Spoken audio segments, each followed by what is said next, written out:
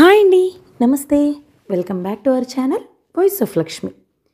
గోగినేని మణిగారు రచించిన నా నీ అనే ఒక చక్కటి కథను వినేద్దాం అండి. కథ మొదలు పెడదామా? నా ఈ ఒక్క అక్షరం రాశాక ఆ పిలుపును ఎలా పూర్తి చేయాలో తోచని తికమకతో ఖాళీని అలాగే వదిలి ఉత్తరాన్ని కొనసాగిస్తున్నా. ఈ ఉత్తరం చదివాక మీ నిర్ణయాన్ని బట్టి ఆ ఖాళీని తదుపరి ఉత్తరంలో పూర్తి చేయగలనని అనుకుంటున్నాను. మరి నేనెవరు, ఎందుకు ఈ ఉత్తరం రాస్తున్నాను లాంటి సందేహాలెన్నో మీ మనసులో మొలకెత్తుంటాయని గ్రహించి ఆలస్యం చేయకుండా వివరాల్లోకి వెళ్తున్నాలేండి.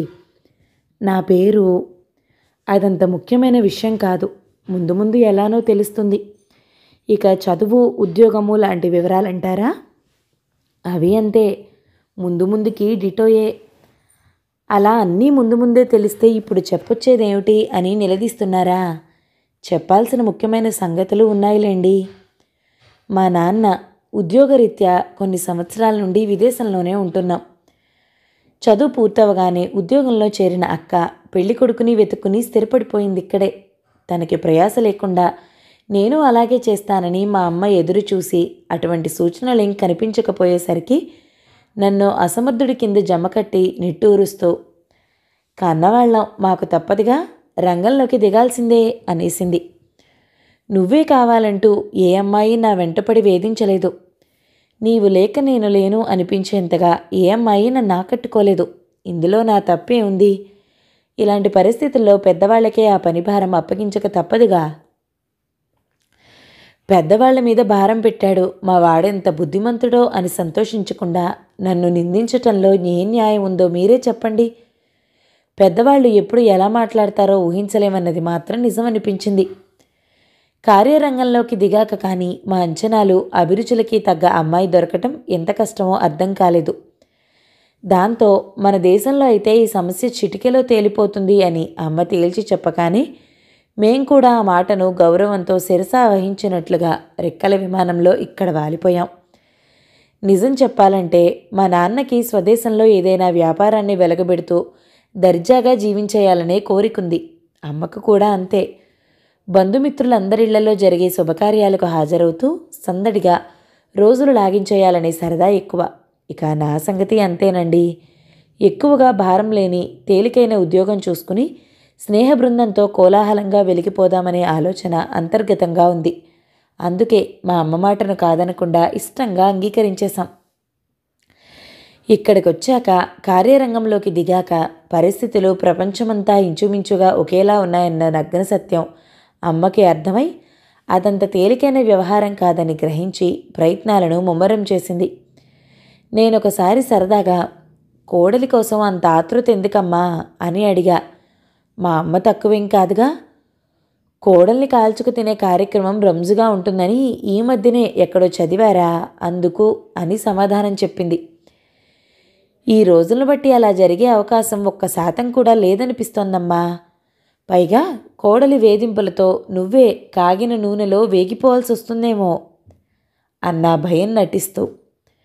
మా అమ్మ కూడా, అవునా, ఇలాంటి ఆలోచనే రాలేదు, ఇక కోడలి ప్రసక్తే తీసుకురాను అనేసింది. సమస్యల్ని చాకచక్యంతో ఎదుర్కోవాలి కానీ అలా అస్త్రసన్యాసం చేసినట్టు మాట్లాడడం నీకు తగదమ్మా. ప్రయాసపడకుండా ప్రయత్నాల్ని నిదానంగానే సాగించు అంటూ బోధ చేశాను, బ్రతిమాలుకుంటున్నట్లు. అమ్మ కూడా ఇక నవ్వేసి ఆ తర్వాత నిట్టూర్చింది. పనులేం చకచకా సాగటం లేదులే, నిదానంగానే ఉన్నాయి. నేను చేసిన దానాలేం గొప్పవి కావు కాబోలు, దానం కొద్దీ కోడలని అన్నారుగా అంది. మా అమ్మ తనకి అనుగుణంగా సామెతల్ని కూడా మార్చేసుకోగలదు, అంతటి చాకచక్యం ఉంది మరి. ఇలా మా ప్రయత్నాలేవీ ఫలించగా విసిగి వేసారిపోతూ ఉంటే అదేమీ గమనించకుండా మా అక్క మేమంతా కబుర్లు చెప్పుకునే సమయంలో ఫోన్లో తన గలము కలుపుతూ ఉంటుందిగా. ఏదైనా మంచి కబురు చెప్తారేమోనని ఎదురు చూస్తుంటే ఏమీ చెప్పరేం అంటూ కసురుకోవటం ఒకటి. చిరాకొచ్చి ఫోన్ తీయకపోతూ ఉంటే నోరు మూసు కూర్చున్నారేం అంటూ నోరు పారేసుకుంటుంది. పిల్లాడి పిల్లనేది ఎంత కష్టమో మాకు తెలిసొచ్చింది. ఇలాంటి తరుణంలో ఊరు వెళ్ళొచ్చిన మా నాన్న తెచ్చిన కబురొకటి మా ఆశలకు ఊపిరిపోసింది. ఈ సుదీర్ఘ ఉపోద్ఘాతానికి ముగింపు చెప్పేసి అసలు కథలోకి వచ్చేస్తున్నాలేండి. మొన్ననే మా నాన్నకి తన చిన్ననాటి స్నేహితుడు ఒక ఆయన అనారోగ్యంతో మంచం మీద ఉన్నారనే వార్త తెలిసింది. వెంటనే ఆ స్నేహితుడిని చూసొస్తానంటూ ఆ ఊరికి వెళ్ళొచ్చారు. ఎక్కడికైనా వెళ్ళొస్తే మా అమ్మ యక్ష ప్రశ్నల పరంపరతో మా నాన్న జవాబుల రూపంలో చెప్పే సమాచారాన్ని సేకరిస్తుంది. ఈసారి ఆ అలవాటుకు విరుద్ధంగా మా నాన్నే ఉత్సాహంగా వివరాలు మొదలుపెట్టారు. ఆ స్నేహితుడి కూతురు చక్కని చిరునవ్వు, మంచి మాట తీరుతో ఎలా ఆకట్టుకుందో వివరంగా చెప్తూ ఉంటే, అమ్మ, మీరెళ్ళింది మీ ఫ్రెండ్కి బాగాలేదని చూడ్డానికి కదా, అది చెప్పకుండా అంటూ ఆశ్చర్యంగా చూసింది. వాడికేం, బాగానే ఉన్నాడు. ఆర్థిక పరిస్థితి పర్వాలేదు కాబట్టి సాయానికి ఒక మనిషిని పెట్టుకున్నాడు. కుటుంబం అంతా కనిపెట్టుకుని చూస్తుంది కాబట్టి ధైర్యంగా ఉన్నాడు. అతని కూతురు ఈ మధ్యనే ఏదో ఉద్యోగంలో చేరిందట. తండ్రికి ఇలాంటి అనారోగ్యం కలగటంతో ఉంటే ఉంటుంది, లేకపోతే లేదు అనుకుంటూ సెలవు పెట్టేసి దగ్గరే ఉండి జాగ్రత్తగా చూసుకుంటోంది. ఆ అమ్మాయి రూపురేఖలే కాదు, అంతరంగము అంత అందమైనదేనని అక్కడున్న కాసేపట్లోనే అర్థమైపోయిందంటూ మళ్ళీ మునుపటి రూట్లోకి వెళ్ళిపోయారు నాన్న. అమ్మ నేను చెవులప్పగించి ఆశ్చర్యంగా వింటూ ఉండిపోయాం. తల్లిలా బుజ్జగిస్తూ అన్నం తినిపించటం, స్నేహితురాలిలా కబుర్లు చెప్తూ కలిసి టీవీ ప్రోగ్రాంలు చూడటం, డాక్టర్లా మందుల గురించి మాట్లాడుతూనే ధైర్యాన్ని నూరిపోయటం, ఇవన్నీ తన వ్యక్తిత్వాన్ని అద్దంలా తెలియచేశాయి అంటూ నాన్న ఇంకొక సంఘటన చెప్పుకొచ్చారు. ఆ ముందు రోజు వాళ్ళంతా టీవీలో ఒక సినిమా చూశారట. అందులో ఒక రంగస్థల నటుడు భార్య వియోగాన్ని, ఒంటరితనాన్ని భరించలేక తన సహచర నటుడైన స్నేహితుడిని బాధ నుండి విముక్తి ప్రసాదించమని దీనంగా కోరటం. ఆ స్నేహితుడు తర్వాత బాధపడినా కానీ అప్పుడు గుండె దిటవు చేసుకుని నిద్రమాత్రలిచ్చి మరణానికి సహకరించటం జరుగుతుంది. ఆ సన్నివేశ స్ఫూర్తితోనో ఏమో కానీ మరునాడు మా వాడు కూతురిని తనకు అలాంటి విముక్తి ప్రసాదించొచ్చు కదా అని అడిగాడట.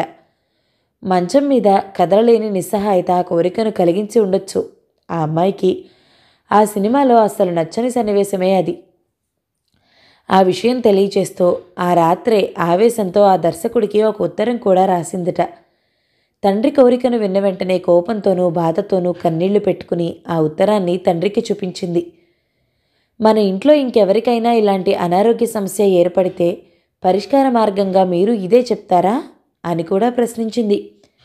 ఆ ఉత్తరం చదవడం పూర్తి చేసిన ఆయన, తప్పుగా మాట్లాడాను, నా మాటల్ని వాపస్ తీసుకుంటున్నాను అంటూ కూతుర్ని అనునయించటమూ జరిగింది. ఇదంతా ఆయనే మా నాన్నకి చెప్పి ఆ ఉత్తరాన్ని సరదాగా చదవమని చూపించారట. ఆ ఉత్తరాన్ని పోస్ట్ చేస్తే ఆ దర్శకుడు చదువుతారో మానతారో తెలీదు, కానీ మనకు తెలిసిన 10 మంది మధ్య ఈ విషయం లేవనెత్తి చర్చకు పెడితే బాగుంటుందని చెప్పి వాళ్ల అనుమతితోనే ఆ ఉత్తరాన్ని వెంట తెచ్చాను అంటూ మమ్మల్ని చదవమన్నారు మా నాన్న. అప్పుడు ఇంకో మాట చెప్పారు. సాగనంపుతూ ఇంటి బయటకు వచ్చిన ఆ అమ్మాయితో తను తండ్రిని శ్రద్ధగా చూసుకుంటున్న తీరు నచ్చిందని చెప్పారట. దానికి ఆ అమ్మాయి, ఈ మాట చాలామంది నాతో అన్నారండి. నాకు ఆశ్చర్యం కలిగించే విషయం ఏమిటంటే, కొండంత ప్రేమాభిమానాలను పంచుతూ పెంచి పెద్ద చేసిన తండ్రికి అవసర సమయంలో ఈ కొంచెం చేయగలగటాన్ని గొప్పగా అనుకోవటం తప్పే కదండి. ఎవరన్నా బయట వాళ్లకు నేను ఇలా చేయగలిగితే మాత్రం అది తప్పకుండా మెచ్చుకోదగ్గ విషయమేనని నాకు అనిపిస్తుంది అంటూ జవాబు చెప్పేసరికి ఇంకా ముచ్చటపడిపోయారట. ఉత్తరం చదివాక ఆ అమ్మాయి ఆశావాద దృక్పథం ఎలాంటిదో మీకు తెలుస్తుంది అని చెప్పారు నాన్న. మేమిద్దరం ఆ ఉత్తరం చదివాక, అమ్మ, ఏ విషయంగా ఆ అమ్మాయి మీకు అంతగా నచ్చిందో అర్థమైంది. నేను 100కి 100 మార్కులు వేసేస్తున్నా అంటూ ఆనందంగా ప్రకటించేసింది. నేను కొంచెం సంశయంగా చూస్తూ అమ్మతో అన్నాను, ఆ అమ్మాయి తనకెంతో ఇష్టమైన తండ్రికి చేయగలుగుతున్నానని, ఇంకెవరికీ అలా చేయలేనని చెప్పటం విన్నావుగా. మనకి అలాంటి సేవలు అందిస్తుందని భ్రమపట్టలేదుగా. అమ్మ చిన్నగా నవ్వింది. తల్లిదండ్రులతో సమానంగా ప్రేమాభిమానాలను అందించాలని కోరుకోవటం అత్యాశేనని నాకు తెలుసు కదా. అలా ఎందుకు అనుకుంటాను?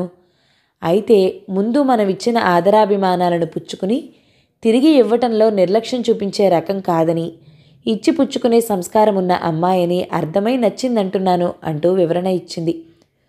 ఒక పిట్టకథలా ఉన్న ఈ ఉత్తరంలోని మరో ఉత్తరం గురించిన ఉదంతము చెప్తాను.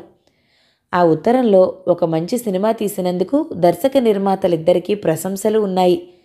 తర్వాత పెద్దవాళ్ళైన పిల్లలు తమ దగ్గరకు వచ్చిన పెద్దలతో వాళ్ళ మనసులు గాయపడని విధంగా ఎంత సున్నితంగా వ్యవహరించాలో పరోక్షంగా తెలియచేస్తూ, పెద్దవాళ్ళు కూడా పిల్లల వ్యవహారాలలో తలదూర్చి లేనిపోని తలనొప్పులు సమస్యలు తెచ్చుకోకుండా కేవలం సలహాలు మాత్రమే ఇచ్చి ఊరుకోవటం గౌరవంగా ఉంటుందనే సందేశం లాంటి హెచ్చరిక నచ్చిన విషయంగా పేర్కొనటం జరిగింది.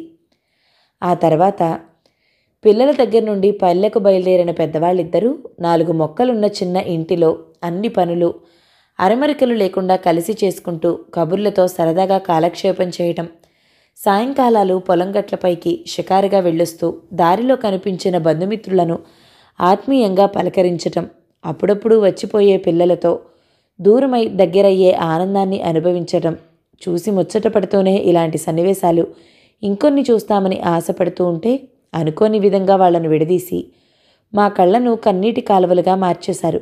ఏం చేస్తాం, ఒక్కోసారి విధి వైపరీత్యాలుగా అలానూ జరుగుతూ ఉంటాయని సరిపెట్టుకుని గుండె బరువుని తట్టుకున్నాం అని చెప్తూ చివరిగా అసలు నచ్చని సన్నివేశ విషయ ప్రస్తావన చేసింది. భరించలేని బాధతో విముక్తి కోరిన స్నేహితుడికి ఎన్నో మార్గాల ద్వారా సేద తీరే అవకాశం ఉందని నచ్చ చెప్పాల్సింది పోయి మరణమే విముక్తి మార్గమని చెప్పినట్లుగా అలా చేయటం సమంజసంగా లేదు. పైగా పరోక్షంగా తప్పుదారిని సూచించినట్లుగానూ ఉంది. మూల కథలో అలా ఉన్నా మార్పు చేస్తే బాగుండేది కదా.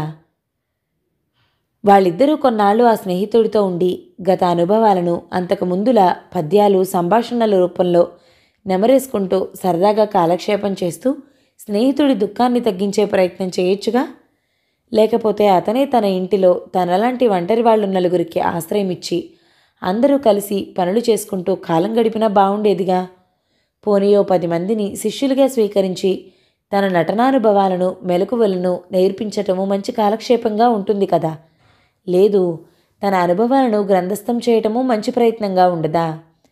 ఇలాంటిదేదో ఒక మార్గాన్ని సూచించి ఉంటే బాగుండేదని నా అభిప్రాయం అంటూ తెలియచేసింది. ఆ ఉత్తరం చదివాక అమ్మ నీ సంగతి ఏమిటంటూ నా వైపు చూసింది. నా అభిప్రాయం కోసమని అర్థమైంది. వృద్ధాప్యంలోనూ ఆనందంగా జీవించవచ్చని తెలియచేసిన తీరులోని భావుకత నాకు బాగా నచ్చింది అని చెప్పేశాను. ఇదండి విషయం. ఆ అమ్మాయి ఎవరో, నేనెందుకు ఈ ఉత్తరం రాస్తున్నానో అన్నీ మీకు అర్థమైపోయి ఉంటాయి. అప్పటి పరిస్థితిని బట్టి ఈ విషయం కదపటం బాగుండదని, ఆ పైన అందరి అభిప్రాయాలు ముందుగా తెలుసుకోవాలనే ఆలోచనతోనూ ఆ పని చేయలేదని చెప్పిన మా నాన్న మీ అభిప్రాయాన్ని తెలుసుకోవాల్సిన బాధ్యతను నాకు అప్పగించారు. దాని ఫలితమే ఈ ఉత్తరం.